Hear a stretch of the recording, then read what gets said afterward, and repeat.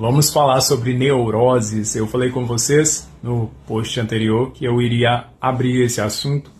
Essa semana eu estive em uma conversa com médicos e com alguns profissionais, e dentro dos atendimentos clínicos foi algo que eu discuti muito, e também observando algumas manifestações comportamentais na rua, em situações bem específicas, me fez trazer isso aqui para vocês como um ponto de observação da importância do acolhimento terapêutico, da observação da nossa estrutura psíquica, de como ela está se manifestando no momento presente, das intervenções que ali se fazem necessárias para que... E desde já é importante a gente compreender que nós não estamos falando de doença, nós não estamos falando de transtorno, nós estamos falando da nossa estrutura psíquica, que todos nós temos. A neurose, ela é uma organização que a nossa psique ela encontra para melhor funcionamento. A neurose ela vai ser forjada no processo do nosso desenvolvimento, de acordo com aquilo que nós vamos experienciando, sendo expostos, e nesse processo de desenvolver, ela se estrutura em uma neurose. Por isso que nós falamos sobre o neurótico. Há algum tempo atrás a gente via algumas pessoas, pela falta de informação e de conhecimento, elas tratarem pessoas com comportamentos ali, às vezes diferentes, como neuróticas, como se ali quem fala fosse a pessoa que estivesse na sua normalidade e a pessoa neurótica fosse a pessoa que estivesse em um estado doentio. E isso muito movido pela falta de informação, de conhecimento, a confusão sobre o termo criado dentro da psicanálise por Freud e ali observado por tantos outros que foram contribuindo dentro da psicanálise.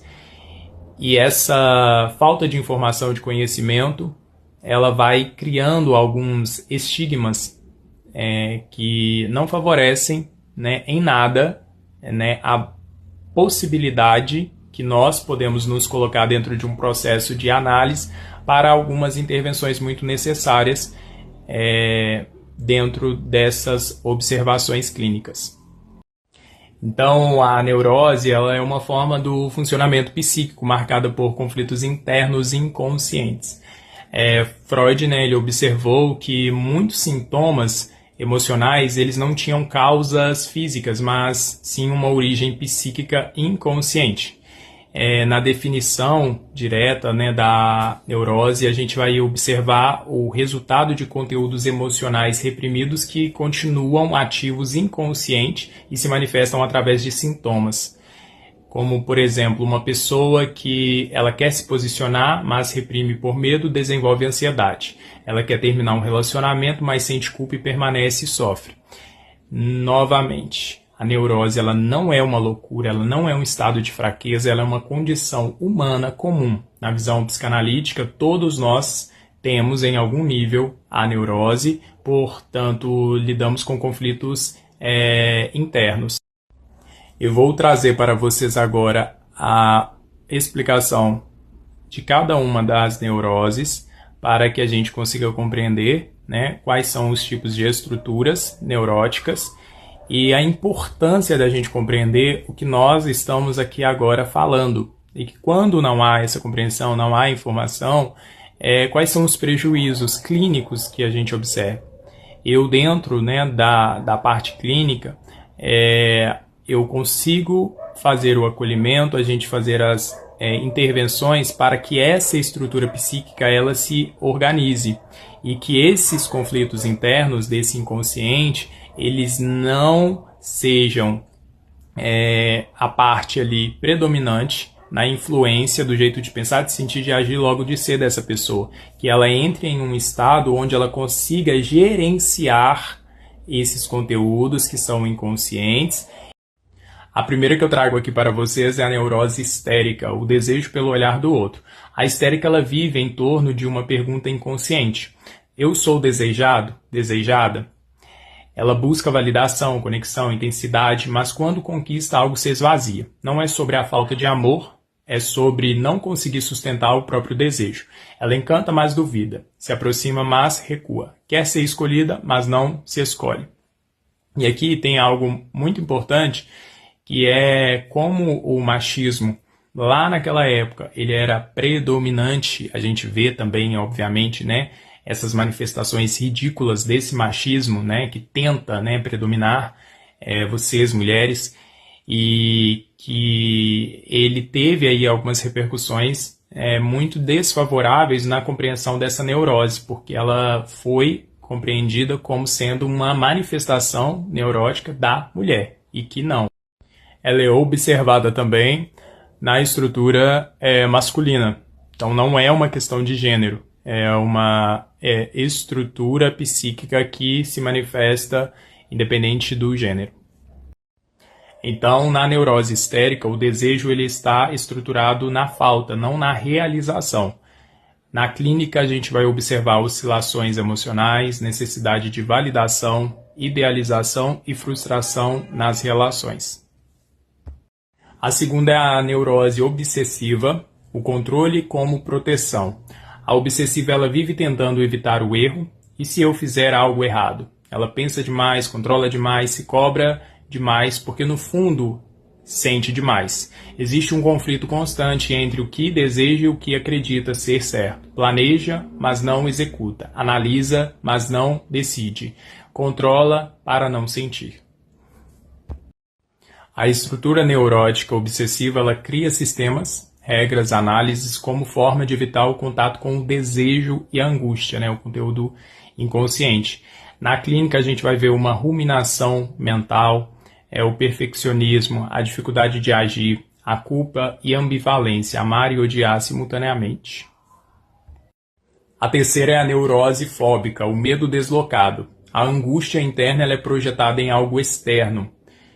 A pessoa ela pergunta constantemente quando ela está sendo aí influenciada por este processo. Isso é perigoso para mim? A evitação, a ansiedade intensa, a sensação de ameaça. A pessoa ela evita lugares cheios dizendo que não gosta, mas na verdade ela está evitando o contato com sensações internas difíceis. O medo ele ganha um objeto para parecer controlável.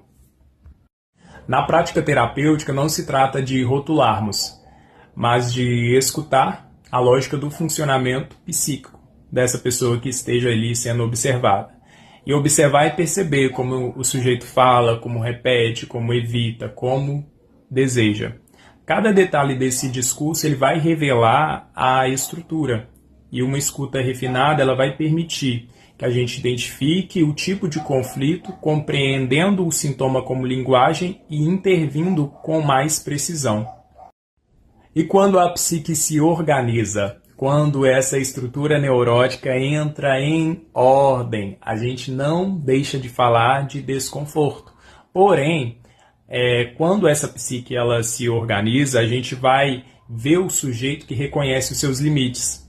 Ele vai sustentar o próprio desejo, terá mais tolerância nas frustrações, não precisa mais se defender o tempo todo. Então o sujeito ele deixa de reagir automaticamente e ele passa a responder com mais consciência.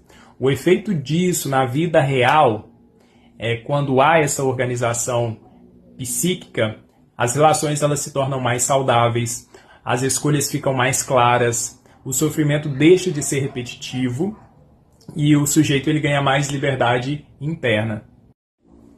Com tudo que nós vimos aqui, nós conseguimos compreender que a neurose ela não é o inimigo, ela é o mapa. E a clínica é o caminho que permite ao sujeito não eliminar esse mapa, mas finalmente entendê-lo. E quando existe essa compreensão desses conteúdos inconscientes, recalcados, quando a gente fala do recalque, né, os conteúdos que foram recalcados a essa mente inconsciente e que eles continuam ali ativos e causando influências e que nessa estrutura neurótica vai ter aí as suas manifestações. Quanto menos consciência, mais influência dessa estrutura neurótica, que ela vai repercutir de diversas maneiras. Aqui eu trouxe de uma forma bem simples para que a gente consiga compreender o que é. E por que eu quis trazer essa discussão das neuroses para cá? Porque ainda nós conseguimos perceber algumas pessoas que elas utilizam do termo neurótico não de uma forma técnica, que é o sentido real, né, do neurótico, das neuroses, mas como se ela estivesse xingando uma outra pessoa, colocando uma pessoa em uma situação vexatória, para poder dizer que aquela pessoa está tendo um comportamento difícil, complicado, exagerado. E na parte clínica, técnica, a gente compreende que toda e qualquer pessoa ela é neurótica em sua estrutura psíquica e que ela tem conteúdos inconscientes, conflitos internos. Esses conteúdos inconscientes, quando não estão conscientes, que foram recalcados ao inconsciente, eles acabam influenciando no teu jeito de pensar, de sentir, de agir, logo de ser, na sua estrutura psíquica.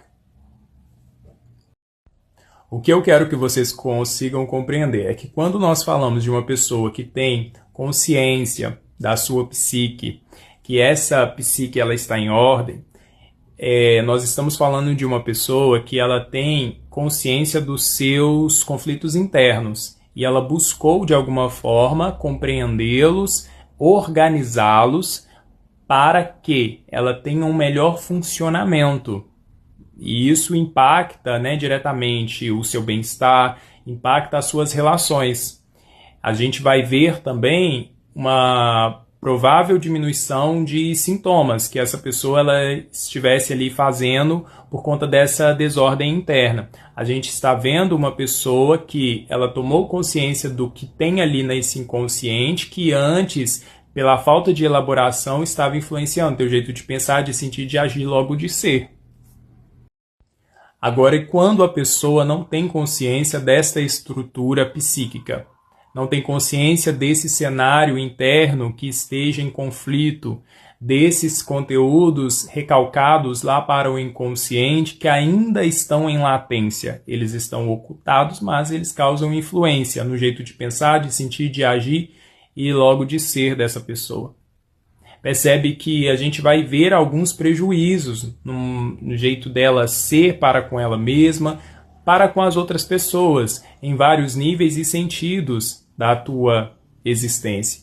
Então essa é a importância da gente falar sobre isso, trazer informação, mas sobretudo da importância da terapia, da importância de observação da nossa psique e buscar fazer aquilo que pode organizá-la. E nessa conversa que eu tive com esses profissionais, eu estava falando da minha parte, então como terapeuta, dessa dificuldade que muitas pessoas elas acabam tendo de reconhecer a estrutura psíquica, esses conteúdos internos que estão ali no inconsciente e que influenciam a maneira dela agir, dela ser. Porque quando as pessoas elas estão dentro de um processo terapêutico, comigo, sendo observadas, a gente vai fazer intervenções para criar uma organização na sua estrutura psíquica. Quando isso acontece, ela vai se favorecer de uma organização que faz com que ela, com ela mesma e para com os outros, seja mais harmoniosa do que conflituosa. E na psicanálise, quando a gente fala que todo ser ele é neurótico, a gente vai compreender que na clínica é porque toda estrutura psíquica ela tem a sua neurose. Quando a gente não observa nenhuma dessas 3 neuroses que eu trouxe aqui como explicação, a gente vai falar de uma pessoa ou perversa ou então psicótica, que aí em um outro momento a gente fala sobre. Mas eu gostaria que vocês aqui compreendessem né, o meu intuito enquanto terapeuta, trazendo esse assunto como uma observação mais ampla para a intenção de organizar essa psique, caso você perceba algumas dessas dificuldades, dessas manifestações que não estejam te favorecendo. E como nós podemos promover a organização da nossa psique? Compreendendo o nosso cenário interno, os nossos conflitos internos, compreendendo que existem conteúdos que eles estão ainda inconscientes e que eles estão influenciando o nosso jeito de pensar, de sentir, de agir, logo de ser. Que ele influencia a nossa estrutura psíquica, que se manifesta, né, na parte neurótica que ela encontrou como organização, e que enquanto nós não temos consciência, a gente pode ter alguns prejuízos que não nos favorece enquanto ser. Quando a gente compreende, a gente pode intervir, a gente pode acolher, a gente pode criar elaboração, criar simbolismo, que vai fazer com que a nossa psique ela se organize e a gente tenha maior bem-estar. Quando a gente lida com os nossos conteúdos internos, quando a gente tem que reconhecer, né, o conflito interno, caso a gente esteja, né, passando por isso em algum momento da nossa vida, é desconfortável. Reconhecer aquilo que está lá no inconsciente, ainda em latência, ter que criar elaboração para aquilo que não foi elaborado, perceber que muitos dos nossos comportamentos, eles foram aí manifestações desse inconsciente, é desconfortável, mas também eu posso te garantir que é um dos processos mais libertadores que você pode passar, porque você cria autonomia, você vai para uma posição de gestão, de gerenciamento do teu ser.